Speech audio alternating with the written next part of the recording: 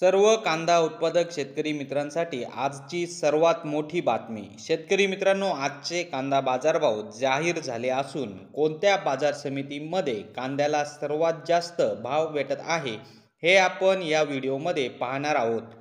जर आपण एक कांदा उत्पादक शेतकरी असाल आणि कांद्याचे बाजारभाव आपल्याला मोबाईलवर बघायचे असतील तर लगेचच व्हिडिओला लाईक करा, चॅनलला सबस्क्राईब करा आणि सोबतची बेल आयकॉन दाबून ठेवा.